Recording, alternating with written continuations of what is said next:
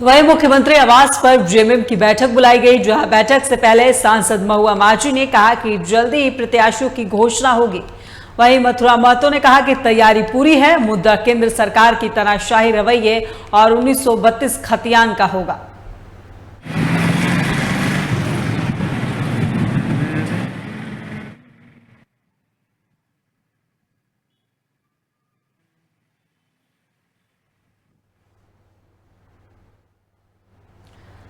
तो जेएमएम विधायक दल की बैठक समाप्त हो चुकी है। सीएम हाउस में मुख्यमंत्री की अध्यक्षता में बैठक हुई और तमाम जेएमएम के कई दिग्गज नेता वहां मौजूद रहे।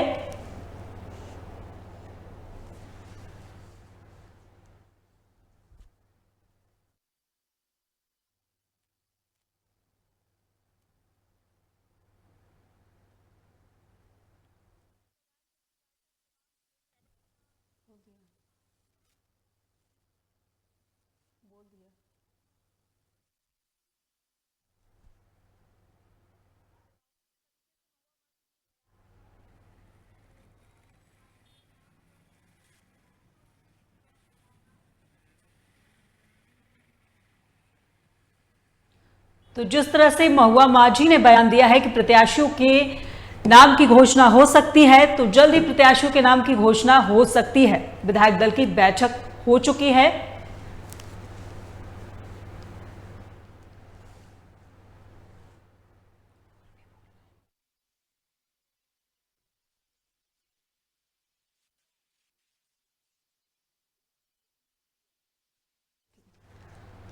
तो मुख्यमंत्री चंपाई सोरेन की अध्यक्षता में जेएमएम विधायक दल की बैठक हुई और प्रत्याशियों के नाम की घोषणा को लेकर चर्चा हुई विधायक दल की बैठक में। वहीं महुआ माझी ने कहा कि जल्द ही प्रत्याशियों के नाम की घोषणा होगी, तैयारी पूरी है। वहीं मथुरा महतो ने कहा कि तैयारी पूरी है।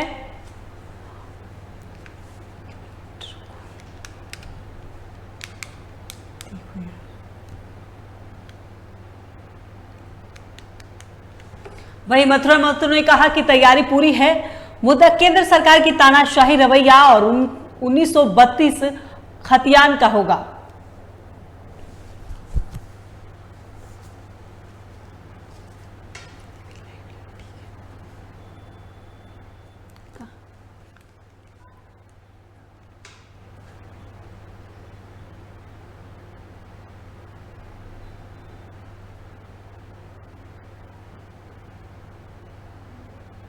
तो इस खबर पर ज्यादा जानकारी के लिए हमारे साथ झारखंड स्टेट हेड राकेश कुमार हैं। राकेश, जेएमएम विधायक दल की बैठक हुई है, बैठक में कौन कौन से मुद्दे हैं जिस पर चर्चा हुई है?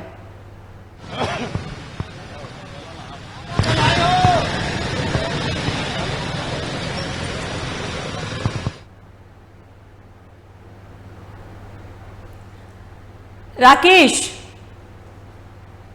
जेएमएम विधायक दल की बैठक हुई है, बैठक में कौन कौन से मुद्दे हैं जिस पर चर्चा हुई है?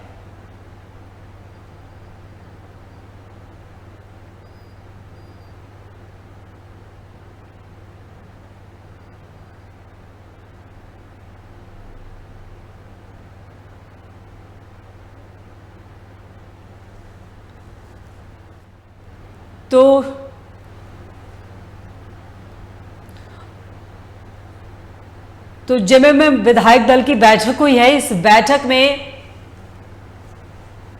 प्रत्याशियों के नाम की घोषणा सहित कई मुद्दों पर चर्चा हुई है। वहीं महुआ माझी ने कहा है कि जल्द ही प्रत्याशियों के नाम की घोषणा भी हो सकती है इस बैठक में। वहीं मथुरा महतो ने कहा है कि तैयारी पूरी है, मुद्दा केंद्र सरकार की तानाशाही रवैये और 1932 खतियान का होगा।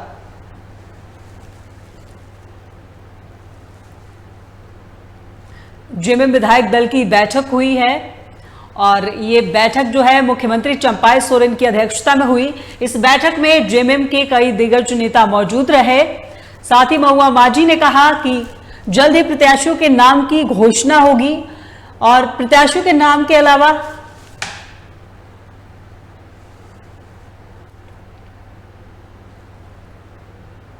तो इस खबर पर ज्यादा जानकारी के लिए हमारे साथ झारखंड के स्टेट हेड राकेश कुमार मौजूद हैं। लाइव। राकेश, जेएमएम विधायक दल की बैठक हुई है, इस बैठक में कौन कौन से मुद्दों पर चर्चा हुई है?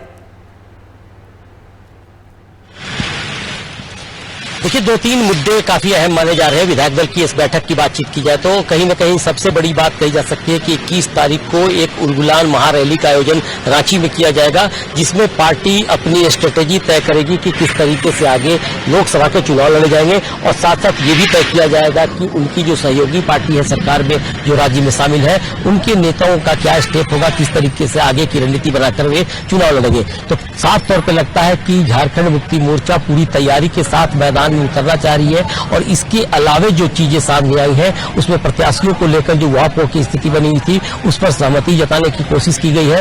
5 सीटों पे जेएमएम अपना प्रत्याशी उतारेगा, और ऐसे में कौन कौन से प्रत्याशी होंगे इस पर बाद में फैसला लिया जाएगा, क्योंकि आज की बैठक के जो अहम मुद्दे माने जा रहे थे उसमें आगे की रणनीति विधायकों की तरफ से किस तरीके से सुझाव आते हैं और आने वाले समय में किस तरीके से चुनाव लड़ा जा सकता है, इन सारी चीजों को लेकर मंथन किया गया है। तमाम चीजों के बाद से ये माना जा रहा है कि जो एनडीए गठबंधन के खिलाफ जिस तरीके से यूपीए यानी कि महागठबंधन किस तरीके से चुनाव में जाएगा, इसकी पूरी एक ब्लूप्रिंट जेएमएम तैयार कर रहा है, और उसका पहला उदाहरण देखने को मिलेगा 21 तारीख को, जब महारैली के रूप में तमाम लोग रांची के प्रभात तारा मैदान में जमा होंगे। जी राकेश, वहीं मथुरा महतो ने कहा है कि तैयारी पूरी है, मुद्दा जो होगा वो 1932 खतियान का होगा।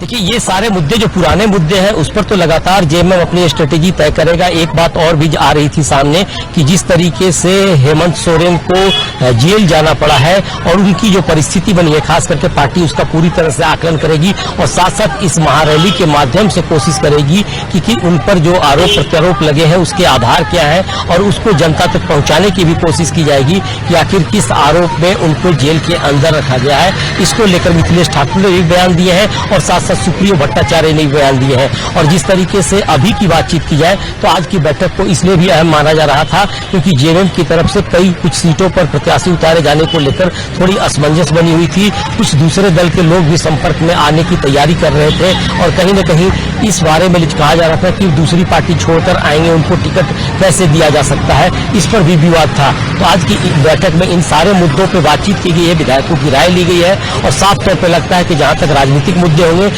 या झारखंड के मुद्दे होंगे, उनको लेकर पार्टी की अपनी एक रणनीति तो है ही, और उस पर किस तरीके से अमल किया जाएगा लोकसभा के चुनाव को लेकर, इस पर चर्चा की जाएगी। साथ साथ ये भी माना जा रहा है कि सरकार जिस तरीके से यहाँ पे काम की है उसका एक आकलन किया जाएगा, और जनता के बीच जाने के पहले तमाम लोगों को क्या कुछ कहना है, किस तरीके से बात करनी है, लोगों के पास जाकर किस तरीके की चीजों को सामने रखना है, इन सारे मुद्दों पर भी बातचीत की जाएगी।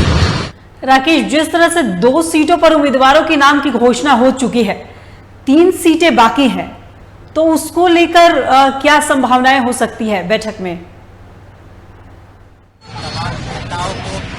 देखिए, हमारी बात तो मिथिलेश ठाकुर से हो रही थी अभी थोड़ी देर पहले। उन्होंने साफ तौर पे कहा है कि पार्टी की रणनीति है जिस तरीके की, उस पर किसी तरह से कोई कसर नहीं छोड़ी जाएगी। 7-5-1-1 का फार्मूला जो पहले तय किया गया था उसमें 5 सीटें आ रही थी जेएमएम के खाते में, तो कहीं ना कहीं इस बारे में भी चर्चा होगी कि आखिर 5 सीटों पर 2 सीटों का ऐलान किया जा चुका है, बाकी की जो 3 सीटें हैं उस पर कौन प्रत्याशी होगा, इसको लेकर मंथन किया जा रहा होगा। हालांकि इस बैठक में इस पर बताया गया कि इस मुद्दे पर ज्यादा बातचीत नहीं की गई कि कौन प्रत्याशी होगा, और कहीं न कहीं जब बड़े नेता पार्टी के बैठेंगे अलग से तब टिकटों को लेकर बातचीत की जाएगी। लेकिन आज की बैठक विधायक दल की थी, विधायकों के साथ उनका फीडबैक लेना था, और लोकसभा के चुनाव में जाने के लेकर जो तैयारी है उस पर अमल करने की बात कही जा रही थी। तो साफ तौर पर लगता है कि हर तरीके से पार्टी तैयारी के साथ मैदान में उतरने को तैयार है। जी